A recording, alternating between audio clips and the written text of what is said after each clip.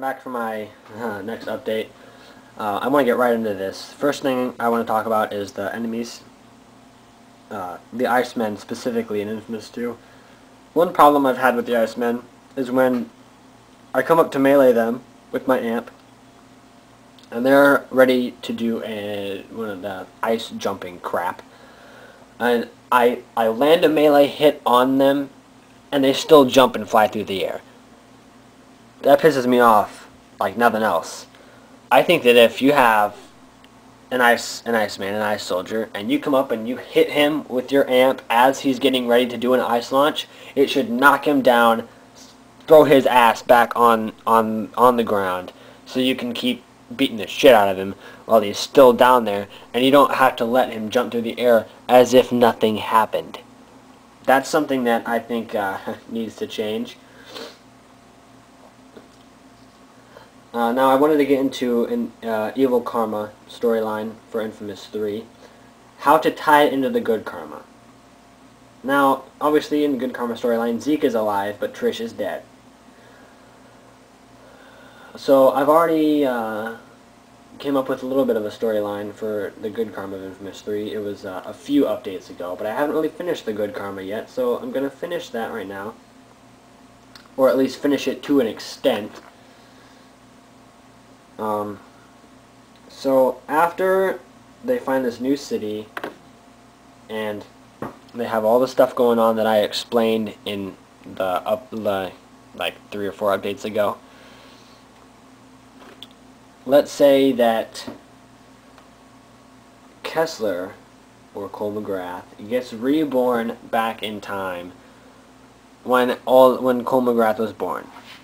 This does sound confusing, but I will explain it to the best of my ability. What I'm talking about is when Kessler went back in time, he didn't actually like physically see with his own eyes, but he literally got to be alive when himself, Cole McGrath, was born. Okay, so let's pick a random year, 2006, just for reference. Let's say that Kessler, the first Cole McGrath, the original, the one that's Kessler in Infamous 1, gets born in 2006. He lives his life up to when the Beast attacks, 2011, obviously. And then he goes back in time, before 2006, let's say 1996, accelerates the development of the race sphere, all this stuff. And in 2006, himself, Cole McGrath, the one we play as, is born. 2009 comes along, the events of Infamous 1 happen. 2011 comes along, the events of Infamous 2 happen. Let's go back to 2006. Have Cole McGrath be born again, except have him, obviously, become Kessler. But let's make a change here.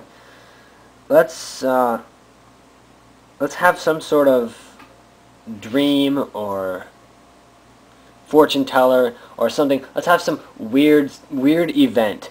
You guys can leave your comments, ideas on what it should be. Let's have a weird event, show the second Kessler a vision of the future, where it shows him as the Beast, evil karma, Cole McGrath, rampaging through the city. And so he travels, he finds he gets his time traveling power, travels forward in time to when Cole kills Zeke in the evil karma ending. Then it travels back in time to when before Trish died, takes Trish forward in time to the last level of Infamous 2 for evil karma. After Zeke turns off the power, but before they meet on the church, Kessler takes Zeke forward in time to the events of Infamous 3, where Cole McGrath is the Beast and he's rampaging through the world. And Kessler, the second Kessler, haunts Kolmogorov with visions of Zeke and Trish, and it starts getting to him. It starts getting to Cole. It tears his heart apart. I know it's kind of an emotional story, but let's play honest here. So then pretty soon, Cole gets a call from Kessler, and his initial response, now this obviously isn't an exact script, but his initial response is, "What the hell? I killed you. How are you still here? How are you talking to me?" All this stuff that you would normally hear in an Infamous game. And Kessler tells him to meet him somewhere. I don't know. Location X. Let's just call it that. Kessler tells Cole to meet him at Location X. Cole meets him there. Kessler standing right in front of him with Trish and Zeke on both sides. And Cole, at this point, is extremely lost. Confused, distraught, whatever word you want to use. Kessler instantly comes up to Cole, does his little hand to the face mind reading thing, and starts telling Cole everything that has happened, everything that's going to happen. And when he's done telling Cole all this stuff, he lets go of him, and Cole blacks out. Just lays there, blacks out on the ground. Kessler, Trish, and Zeke leave. Cole wakes up. He thinks it's a dream. You run around for about 5-6 seconds, and you get a call from Zeke. And Zeke starts talking to you about how he knows you were going to kill him, and he thinks that he thinks that he can get you turned around to be a good person, all this stuff. And Cole says, he starts saying, like, how he never would have wanted to hurt Zeke, some of that best friend shit. And when Kessler was doing his mind reading thing with Cole, he showed Cole what would have happened if Zeke hadn't died. And Cole says that he's so glad. You know, he just expresses, when I say he said, I don't mean word for word what I say, but he says how he's glad he got a second chance, that he got to see Trish again, and it starts tearing him apart because Trish and Zeke and Kessler are all harassing him at how he's done such a bad job at taking care of humanity, and he's done so many evil things, and he's this and that, and they're just gnawing at him from every side. And eventually goes into what I call superhero depression, where you don't, it's not human depression. You don't sit around in your room and cry all day, or, you know, cut your wrists for some people. No offense to any of you guys. Please don't get mad at me or kill me. But superhero depression is when you basically just lose it all. You're tired of helping people. You don't want to, or in Cole's case, you're tired of killing people. And he starts to turn himself around. Still evil karma, still evil. But starts to turn himself around. And